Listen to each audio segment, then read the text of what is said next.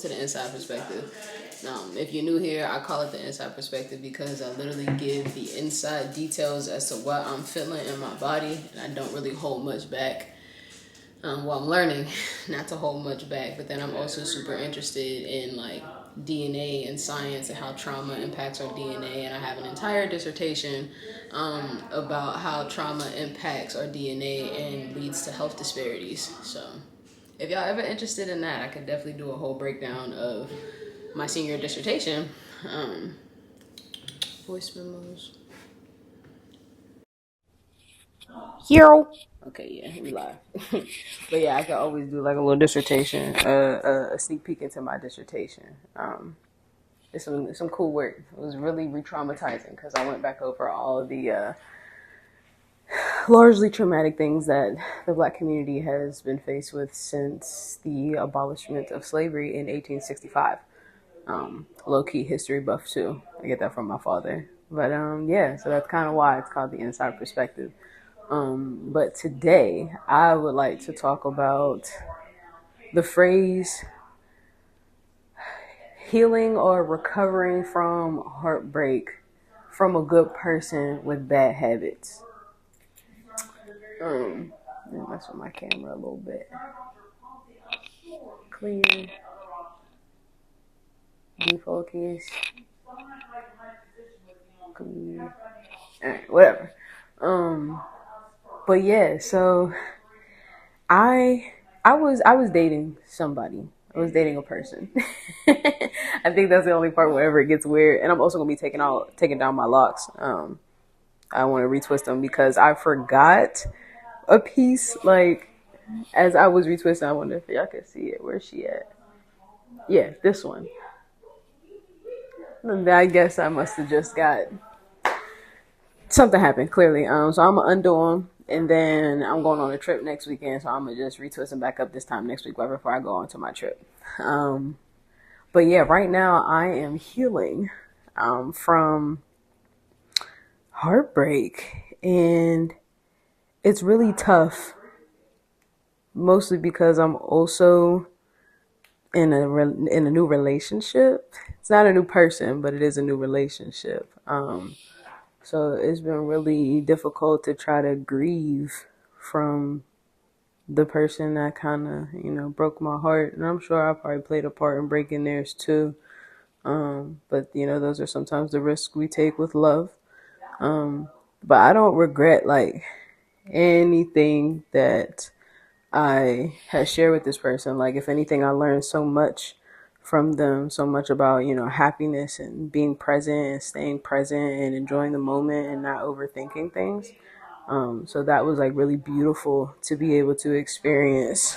Oh, sorry, dogga. But yeah, it was beautiful to experience. But it's like questions now that I'd be asking, or questions now that I encourage people to ask, like when they're dating, is like, ask this person, like, how do they react whenever they feel misunderstood? Like, do they have a habit of insulting or tearing somebody down in moments whenever they feel misunderstood? And it's like, I'm such an understanding person, like, and because I've studied trauma and I've studied, some of the effects of trauma and how it comes out in our behaviors. And I've also been in therapy since I was 16. So I've been able to truly understand, like, I get it, you felt this, that, and the third. And so that's why you reacted this way. But something that I need to get better with is standing on boundaries of like, you're not going to treat me this way, even though I understand where you're coming from. And in this most recent relationship, dating, I stood on it.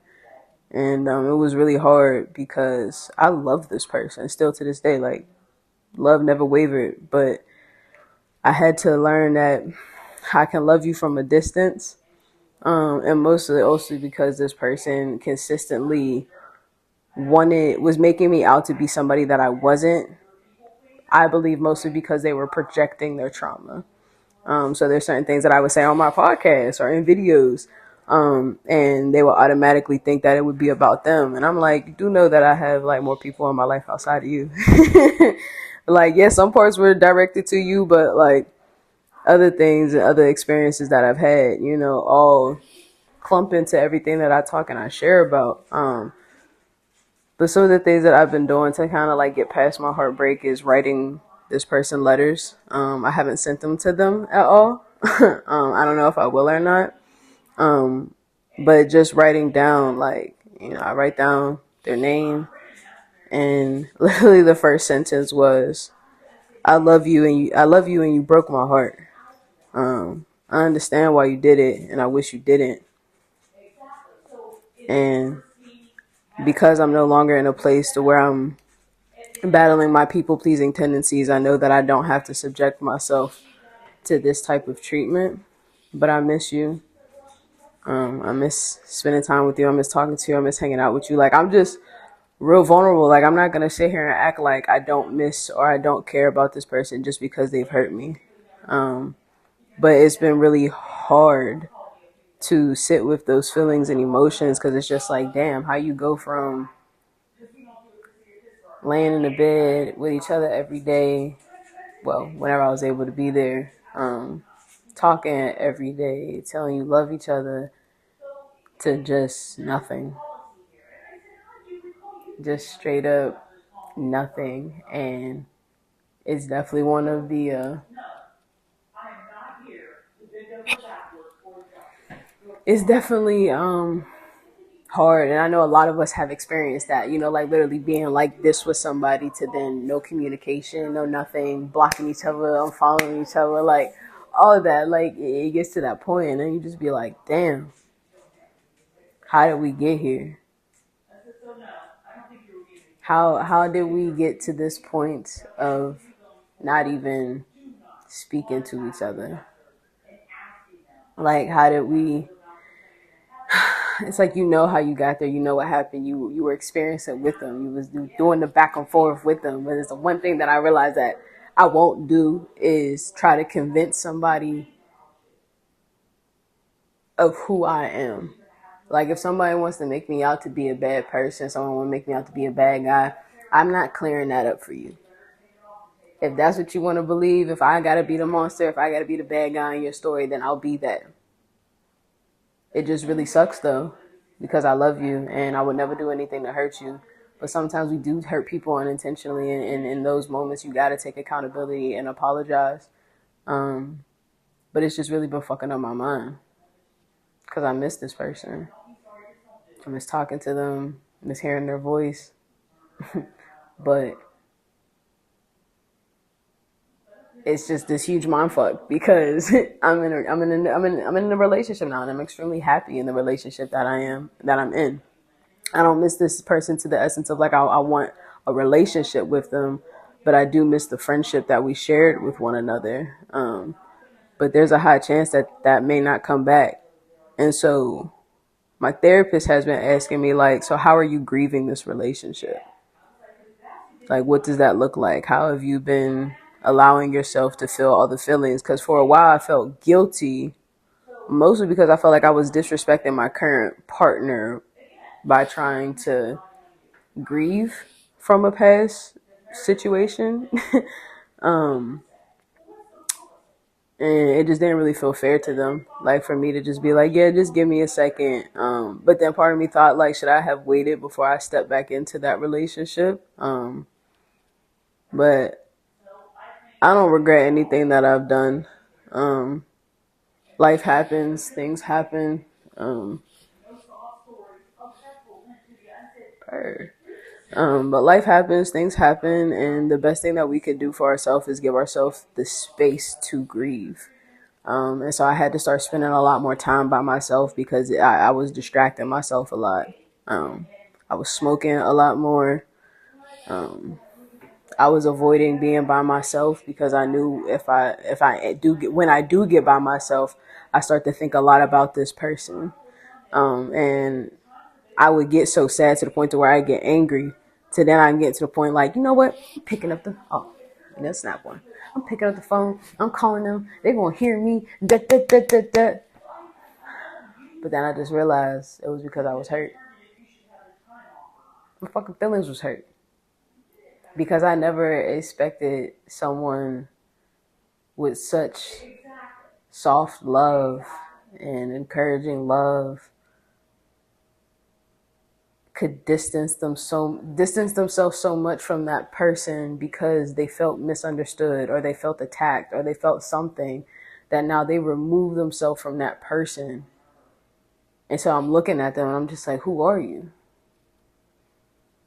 Who did I fall for? Who did I fall in love with?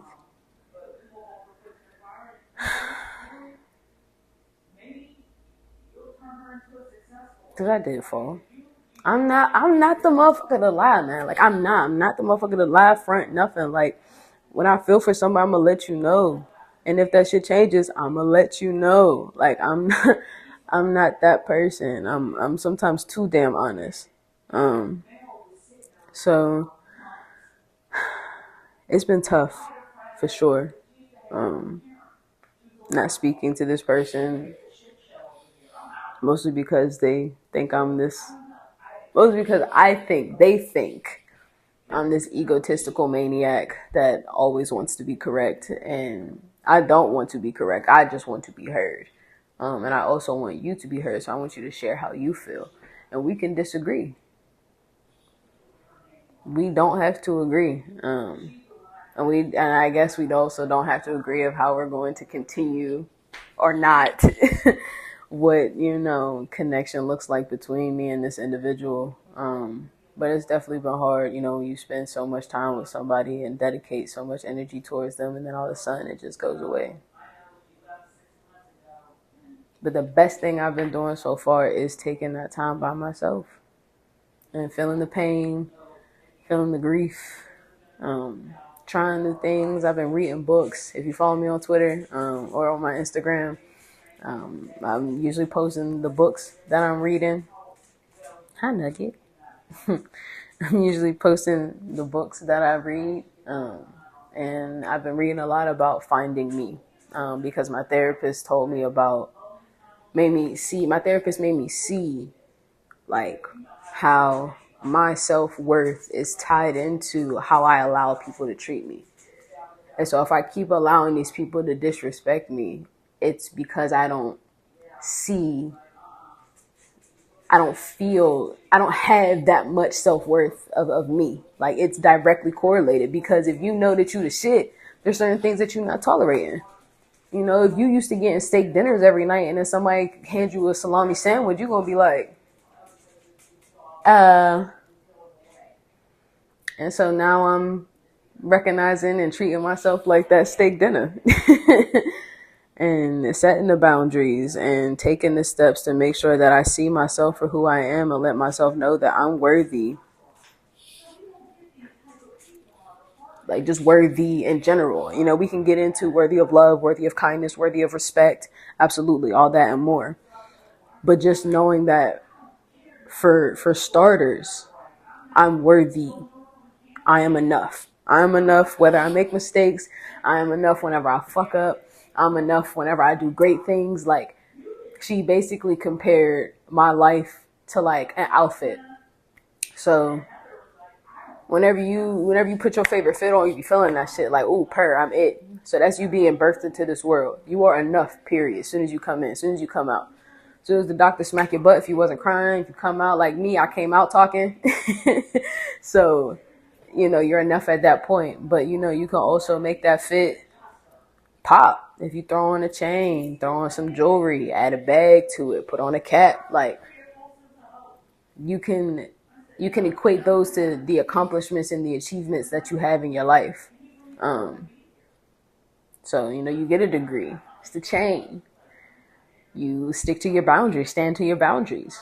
You got some earrings on, you know what I'm saying? So those are the things that add to you, but they don't increase your value or your worth. So I've learned how to see my self-worth for exactly what it is, knowing that I don't have to do more, be more. And I even remember when my dad, I graduated from college and I was kind of feeling a little, because I applied last minute to grad schools. I wasn't really on it, which also lets me know that I really didn't want to do it. Because if there's any time there's something Aaliyah wants to do, I'm getting that shit done. So I hadn't gotten into grad school, and I was feeling kind of down on myself. And I went to go talk to my dad about it, and he was like, "Look, kid, oh, not me getting emotional." He was like, "Look, kid, you've made me the proudest I could ever be. There's nothing more that you need to do in this life, even if you live with me for the rest of your life. You've done enough." And that really shook me. And it still does. Because we put so much pressure on ourselves to do and to be in order to get to the next thing. But sometimes we don't pay attention to how much we're enough from the jump. We're enough for doing the things that we wanted to do. He told me he'd be proud of me even if I only had my high school diploma. And there was nothing more that I needed to do as long as I was happy. As long as I was content with myself. And so that conversation, plus the conversation with my therapist, adding in my last relationship or dating or whatever the fuck I want to call it with this individual, has just really shown me that I have to realize that I'm worthy and that I'm worth it regardless of the degrees, the views. There's certain things that matter in life, and it's the love of yourself and the love of your soul and what you feel in your spirit. And I needed to be proud of me regardless, even if my father said that to me or not. So if there's anything you take from this, is to have your boundaries and hold to them. It hurts and it's hard to stand on them, and it's hard to have to remove yourself from those people because of them. And it's even more hard whenever you're in the transition phases of like no longer having that person in your life. It's tough, but it's worth it because there's a newfound peace and respect that you find for yourself. That discipline is respect of self. And it's not just about getting in the gym. It's also about standing to your boundaries and standing on that shit regardless of how anybody feels about it. Being proud of yourself just for merely existing and knowing that you're worth it and you're worthy of whatever, whenever, just because you exist as a human. But some of y'all ain't shit. Some of y'all ain't shit, and that's okay. Like, that's what I mean whenever I say we're learning and we're growing through our traumas. But I'ma love you from the balcony. Because I was not shit and I have my ain't shit moments. I'm not saying this because I'm coming from a place of, I'm perfect. It's just coming from a place of knowledge of just like, hey, I've been there and I love you. But I also have to make sure I'm taking care of myself, because if I allow myself to be treated this way, it's going to pull me back into a space to where I clawed myself out of, and I refuse to go back there. So I love me. I love you. And I catch y'all in the next episode, I guess, of The Inside Perspective. And get into the locks, though.